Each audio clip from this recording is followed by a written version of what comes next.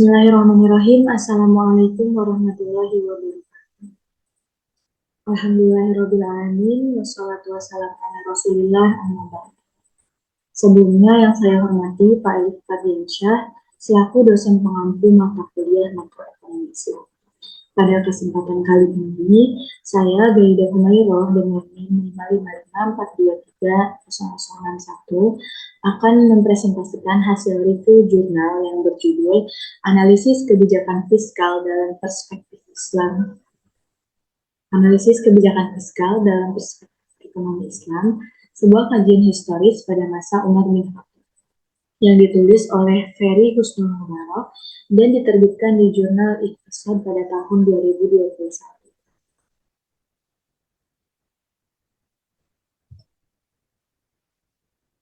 Masuk pada bagian yang pertama, yaitu abstrak. Artikel ini membahas bagaimana kebijakan fiskal pada masa Khalifah Umar bin Khattab. Penelitian ini mendefinisikan dan mendeskripsikan bagaimana kebijakan fiskal yang diimplementasikan Khalifah Umar bin Khattab, kemudian mengidentifikasi dan mendeskripsikan instrumen kebijakan fiskal yang diimplementasikan Khalifah Umar bin Khattab, dan mengidentifikasi serta mendeskripsikan kelebihan Khalifah Umar bin Khattab dalam menentukan kebijakan fiskal. Kemudian pendahuluan, perkembangan ekonomi menjadi salah satu pilar penting dalam kesejahteraan suatu negara. Kesejahteraan akan tercapai bila adanya stabilitas ekonomi. Namun, jika merujuk pada stabilitas rasanya, belum banyak negara yang mampu mencapai ini. Merujuk pada sejarah perekonomian Islam, sejak zaman dahulu sudah berkembang teori-teori tentang perekonomian. Hal yang digarisbawahi di dalam ekonomi Islam adalah adanya tujuan yang harus dicapai, yaitu kesejahteraan bersama. Maka pada masa kepemimpinan Rasulullah dan para khalifah sangat menekankan untuk tercapainya kesejahteraan untuk semua umat, termasuk pada masa Khalifah Umar bin Khattab. Jadi yang membedakan secara garis besar antara tujuan daripada ekonomi konvensional dan sistem ekonomi Islam itu, termasuk pada zaman Rasulullah itu, tidak hanya mencapai kesejahteraan di dunia saja, tapi mencapai kesejahteraan di akhirat, yang mana semua dari kalangan umat harus mendapatkan kesejahteraan secara merata dan adil. Kemudian di masa Umar bin Khattab dalam mengelola perekonomian negara berlandaskan pada prinsip syariah, yakni berpedoman pada Al-Quran dan hadis. Kebijakan fiskal yang diimplementasikan Umar bin Khattab bertujuan untuk mencapai kemaslahatan umat. Umar bin Khattab melakukan berbagai inovasi yang belum pernah terjadi pada khalifah sebelumnya. Salah satunya berkaitan dengan kebijakan menetapkan kharaj dan usyar. Kebijakan fiskal dari sisi penerimaan bersumber dari faiz, kharaj, pemilikan umum, dan sedekah. Penelitian ini membahas mengenai kebijakan fiskal pada masa Umar bin Khattab dan kesimpulan dari hasil penelitian. Selanjutnya, kebijakan fiskal selanjutnya kebijakan fiskal pada masa Khalifah Umar bin Khattab. Kebijakan fiskal secara umum bertujuan untuk mengatur pendapatan negara, mengalokasikannya demi kesejahteraan rakyat. Namun dalam Islam, kebijakan fiskal memiliki makna yang lebih luas. Khalifah Umar bin Khattab sebagai pemimpin yang taat kepada Allah Subhanahu wa Ta'ala memandang kebijakan fiskal sebagai kewajiban negara yang memenuhi kebutuhan rakyat dan sebagai kewajiban khalifah untuk melayani rakyatnya. Umar bin Khattab sangat disiplin dalam mengelola keuangan negara. Setiap rupiah, mulai dari penerimaan hingga pengeluaran, diawasi dengan ketat agar penggunaannya sesuai dengan aturan dan meminimalisir korupsi. Hal ini menciptakan sistem administrasi yang transparan, efektif, dan efisien. Kemudian Baitul Mal. Di dalam masa Khalifah Umar bin Khattab, Baitul Mal adalah lembaga yang mengelola seluruh pendapatan negara pada masa pemerintahan Umar bin Khattab. Menjadi pelaksana kebijakan fiskal, Baitul Mal memiliki kantor permanen di ibu kota negara dan di setiap ibu kota provinsi untuk memudahkan proses pendistribusian anggaran. Nah, pada zaman Umar bin Khattab ini, Baitul Mal tidak hanya terdapat satu. Jadi Baitul Mal itu ada di setiap cabang-cabang di daerah atau provinsi di negara itu masing-masing, karena untuk memudahkan akses bagi para umat muslim yang ingin membayar kewajibannya seperti zakat, infak, sedekah, kharaj, dan yang lainnya. Umar bin Khattab menetapkan anggaran selama 360 hari dengan 1 hari khusus untuk membersihkan Baitul Mal. Ini memastikan bahwa tidak ada harta yang tertinggal di Baitul Mal di akhir tahun dan semua dana terdistribusi secara merata untuk memenuhi kebutuhan rakyat dan sebagai anggaran negara untuk keperluan medis.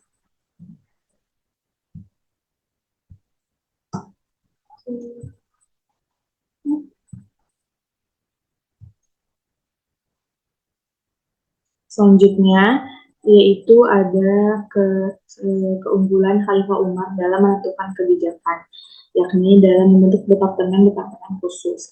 Jadi, dalam masa kepemimpinan Umar bin Khattab itu, Umar membentuk departemen-departemen khusus yang dimana departemen ini fokus pada tugasnya masing-masing. Jadi, pembagian ini bertujuan untuk agar setiap departemen itu melaksanakan tugas dan fungsinya dengan benar gitu sehingga tidak tercampur baur dan fokus pada satu tugasnya. Yang pertama itu ada Departemen Pelayanan Militer untuk mendistribusikan dana kepada orang-orang yang terlibat dalam peperangan. Di dalam Departemen Pelayanan Militer ini ya khusus untuk menangani pendistribusian harta untuk orang-orang yang terlibat dalam peperangan. Kemudian yang kedua ada Departemen Kehakiman dan Eksekutif. Nah, Departemen Kehakiman dan Eksekutif ini yang bertanggung jawab menggaji para hakim dan pejabat eksekutif.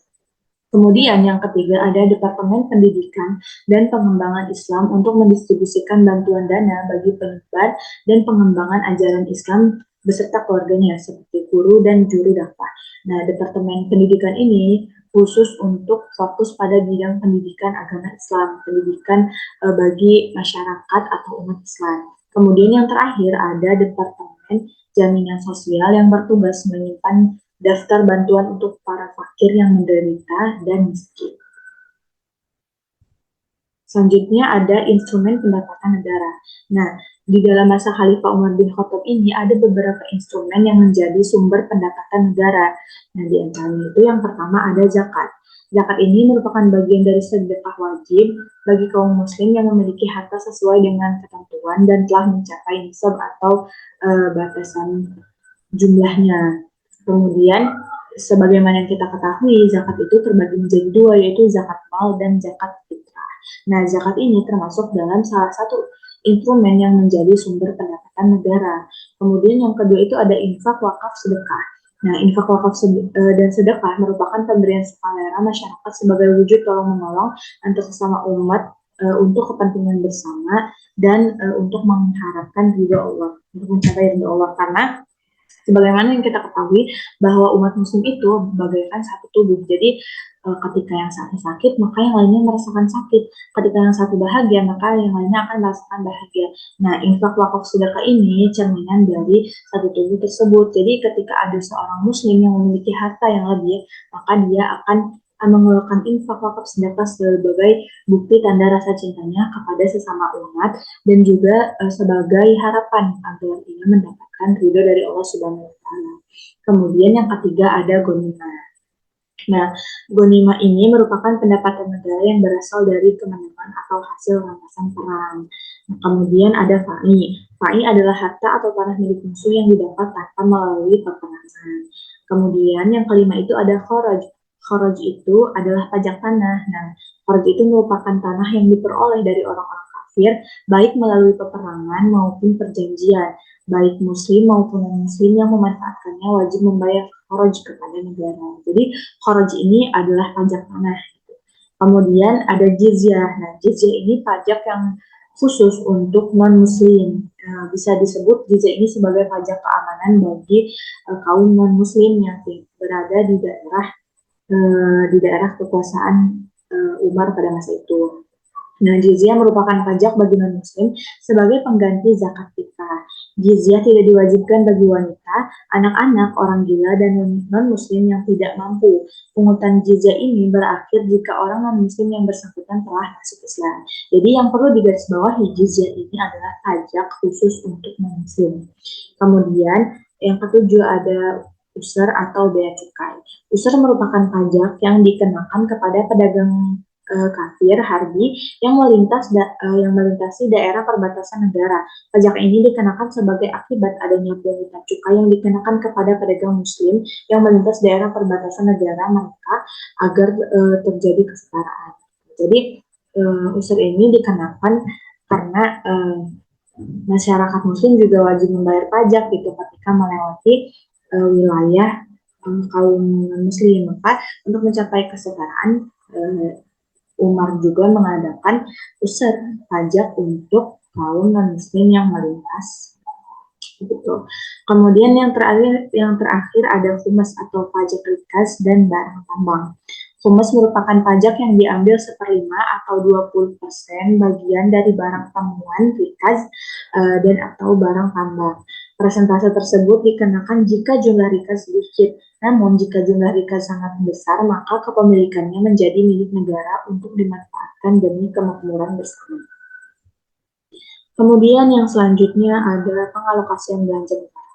Nah, pengalokasian belanja negara yang pertama yaitu alokasi belanja negara berdasarkan sumber penerimaannya. Nah, di sini terdapat tabelnya. Yang pertama yaitu zakat. Zakat diperuntukkan pengeluarannya untuk 8 asnaf, 8 golongan yang wajib menerima zakat, yaitu fakir, miskin, amil, mu'alaf, budak, gorim, fisabilillah, dan ibnu sabil, serta proyek umum seperti rumah sakit dan sekolah gratis untuk fakir miskin. Kemudian yang kedua ada gonimah. Nah, gonimah ini pengeluarannya diperuntukkan untuk anak yatim, fakir, dan ibnu sabil, dan dimanfaatkan untuk membeli kendaraan dan peralatan perang. Selanjutnya ada rikaz. Rikaz khusus untuk kemaslahatan kaum fakir seperti proyek untuk kepentingan umum.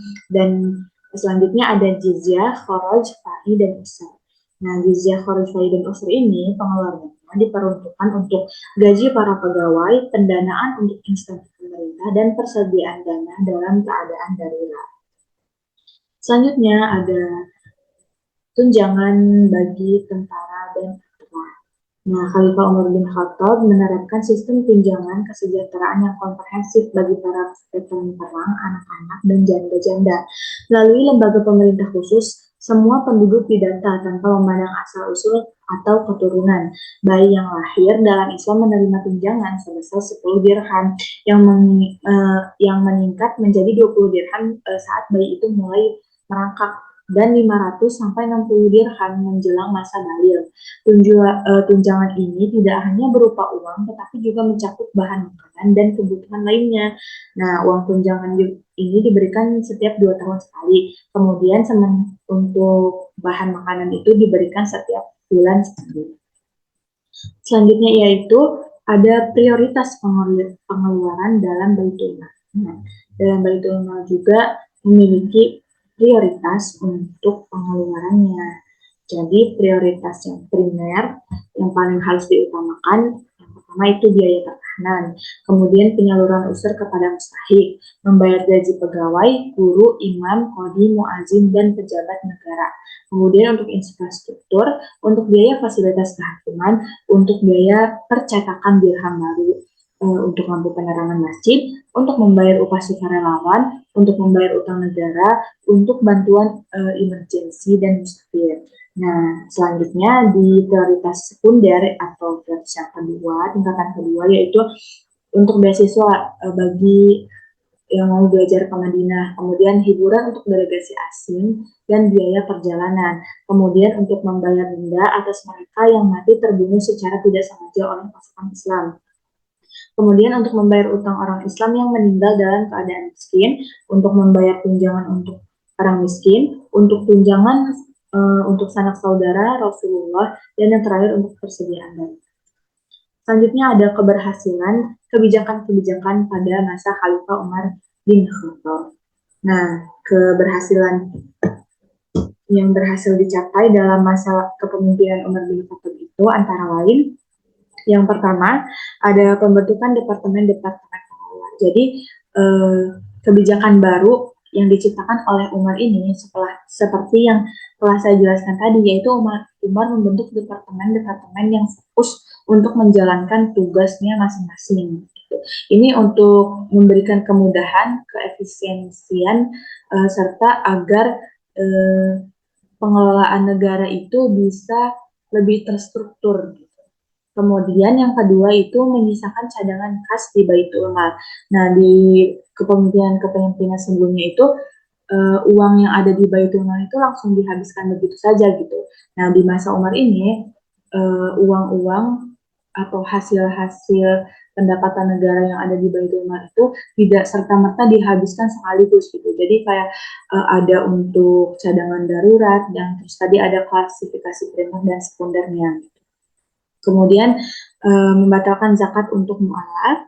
Yang keempat ada memberikan zakat 2 kali lipat kepada mustahik, pemberi zakat konsumtif dan produktif serta program jaminan sosial. Inilah keberhasilan-keberhasilan yang berhasil diciptakan pada masa kepemimpinan Umar bin Khattab atau bisa dibilang inovasi-inovasi baru yang diciptakan oleh Umar bin Khattab. Selanjutnya ada kontribusi akademik. Jadi kontribusi akademik dalam tulisan ini ialah memberikan pengetahuan serta wawasan kepada para pembacanya tentang bagaimana kebijakan fiskal dalam perspektif Islam. Kemudian yang di mana ini tuh berfokus pada masanya Khalifah Umar bin Khattab. Tulisan ini juga dapat dijadikan literatur untuk penelitian-penelitian selanjutnya. Selanjutnya ada kelebihan dan kekurangan dalam penulisan jurnal ini. Untuk kelebihannya, tulisan ini memiliki kelebihan yaitu memberikan penjelasan yang baik tentang bagaimana kebijakan fiskal dalam perspektif Islam pada masa kepemimpinan Khalifah Umar bin Khattab. Selain itu, penjelasan yang disajikan sangat jelas dan terstruktur sehingga dapat memberikan wawasan yang luas untuk pembacanya. Kemudian jurnal ini juga memiliki kekurangan walaupun lebih banyak sekali kelebihannya, tapi ada kekurangan yang saya temukan yaitu kekurangannya itu dari penulisan ini adalah terdapat ketidakkonsistenan dalam penyebutan kata Khalifah Umar bin Khattab yang terkadang Umar bin Khattab gitu. Jadi kadang itu membuat rancu gitu.